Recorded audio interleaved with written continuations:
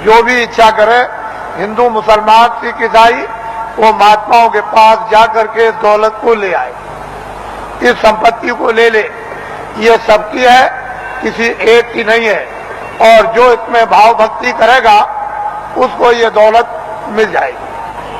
भक्ति नाम किसका है? आज्ञा का पालन, और कोई भक्ति नहीं। भक्ति नाम कोई तस्वीर देखने का नहीं। तुमने मंदिर में मूर्त देख ली तो इसका नाम भक्ति नहीं, या तुमने गाना गा लिया, कोई प्रार्थना कर ली, इसका नाम भक्ति नहीं। जो महापुरुष आदेश दे उसका तुम पालन प्यार से करो, इसको कहते हैं भक्ति। यह है भक्ति। हमने राम को नहीं देखा, हमने कृष्ण को नहीं देखा, हमने तुलसीदास को नहीं देखा, हमने मोहम्मद साहब को नहीं देखा, हमने ईसा मसीह को नहीं देखा, हमने पैगंबरों को नहीं देखा, हमने योगियों को नहीं देखा, ऋषि मुनियों को नहीं देखा, तो आप किसका पालन करोगे? रामायण समझ में आती नहीं, गीता समझ में आती नहीं, कुरान समझ में आती नहीं। अगर समझ गए होते तो रहम ना आ जाता, फिर जालिम तो नहीं रहते, हृदय में दया नहीं आ जाती, निर्दयी तो नहीं रहते। लेकिन वो तो तुम्हारी समझ में आता नहीं। तो भक्ति नाम है आदेश का पालन। जो आदेश का पालन कर लेगा वो तो महात्मा बड़े दूर के देखने वाले होते हैं। वो धीरे धीरे धीरे धीरे धीरे धीरे चारों तरफ से जाल डालकर और ऐसा तुमको फंसा लेंगे। पहले कुछ नहीं बोलेंगे, धीरे से फिर फंसा लेंगे। तो मुसलमान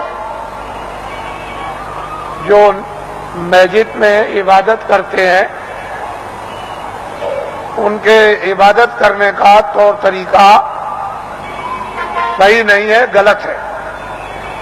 इसलिए मुसलमानों की इबादत खुदा कबूल नहीं कर रहा। क्यों नहीं कर रहा? कि उन्होंने अपने दिल और दिमाग को पाक साफ नहीं रखा,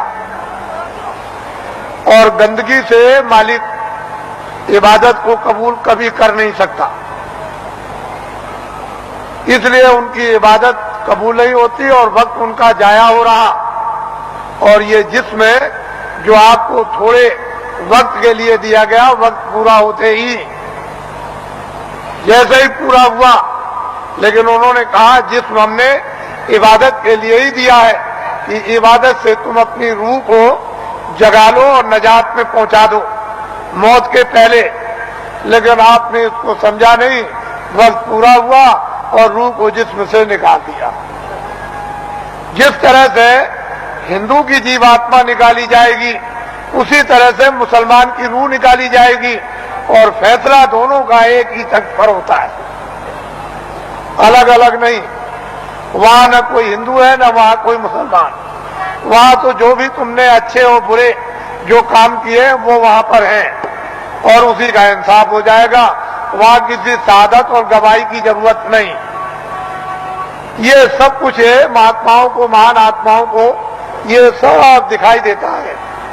इससे मालूम होता है कि वो कौन है हिसाब करने वाला, और किस तरह से हिसाब करता है, और किन लोगों को फिर मनुष्य शरीर नहीं मिलता और कब तक नहीं मिलता है, ये महापुरुषों को सब मालूम। अब आप लोगों से हमारी